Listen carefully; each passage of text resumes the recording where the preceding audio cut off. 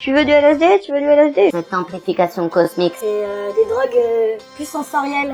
Tout te paraît beau, tout te paraît gentil. Parce que pour moi, c'est des vrais voyages et c'est lourd, je trouve. Bah, tu te sens clairement plus connecté. Je pourrais pas les consommer aussi régulièrement que les autres. Mon collègue m'en a mis plusieurs au lieu d'un. Et j'ai pété un câble, j'étais dans mon appartement, j'ai tout cassé chez moi.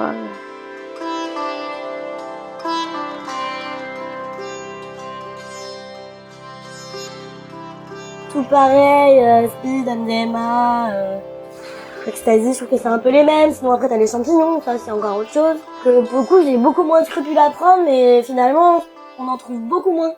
Je sais pas moi, les champignons j'ai toujours eu petite appréhension. J'en ai jamais pris en fait. Moi non, jamais. Moi, Oui.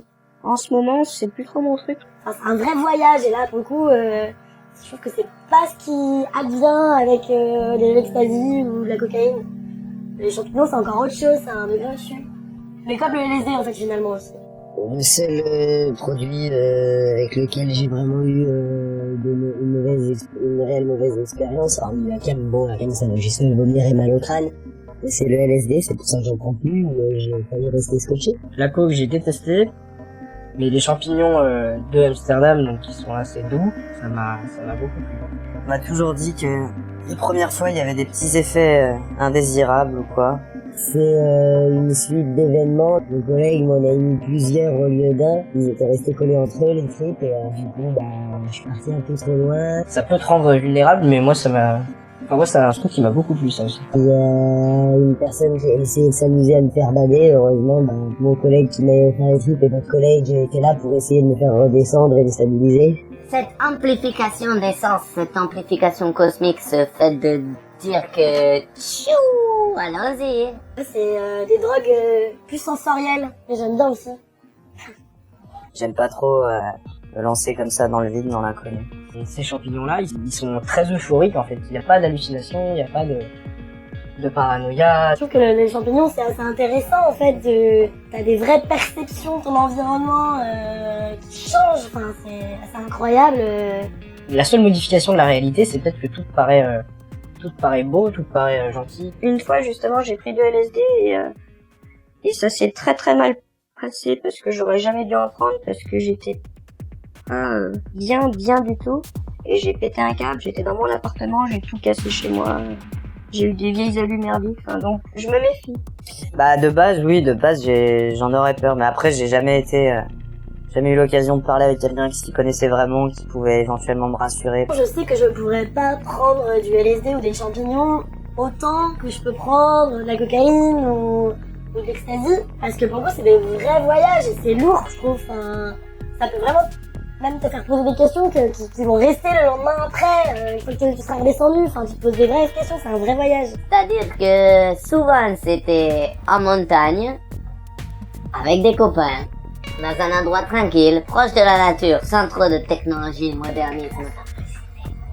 Alors, je me rappelle pareil, partir en Thaïlande et d'en avoir pris à l'étranger sur la plage, mais les couleurs, la texture du sable. Bah, tu te sens clairement plus connecté au monde, aux plantes. Tu regardes les plantes autour de toi, c'est les mêmes que d'habitude, sauf que là, il y a clairement quelque chose de plus fort. Et en fait, tu te sens beaucoup plus libre, connecté, beaucoup plus à ta place, beaucoup plus humain, beaucoup plus vivant, beaucoup plus... Ça va aller, hein. Dans un contexte comme ça, ce serait vraiment cool.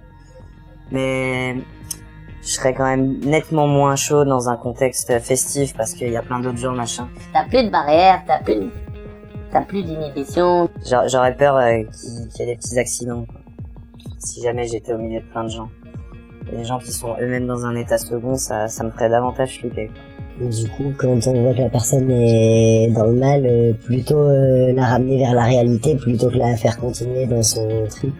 Plus de connexion, moins d'individualisme, et ça fait bien. Et être avec des personnes de confiance, pas des gens qui vont justement s'amuser à nous faire partir en couille.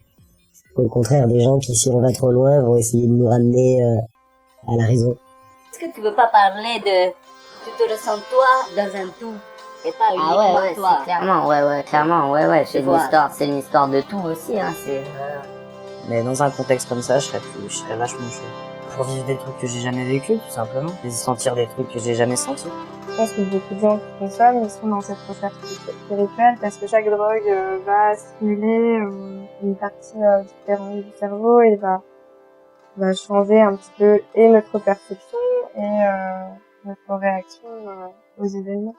C'est des drogues, quand j'ai l'occasion d'en prendre, je sais dans quoi je m'embarque, je trouve. Et du coup, je le ferai pas tout le temps. Je pourrais pas les consommer aussi régulièrement que les autres. Là, je suis retournée chez une amie qui, elle, consomme pas mal. Et à chaque fois que je vais chez elle, elle me dit « Tu veux du LSD ? Tu veux du LSD ?» Et je lui dis « Mais putain, c'est pas dédragé, puis si t'en prends tous les jours, ça sert plus à rien d'en prendre. » Parce que finalement, la réalité devient ce que tu vis sous LSD. Et moi, j'ai pas envie qu'il y ait de confusion comme ça.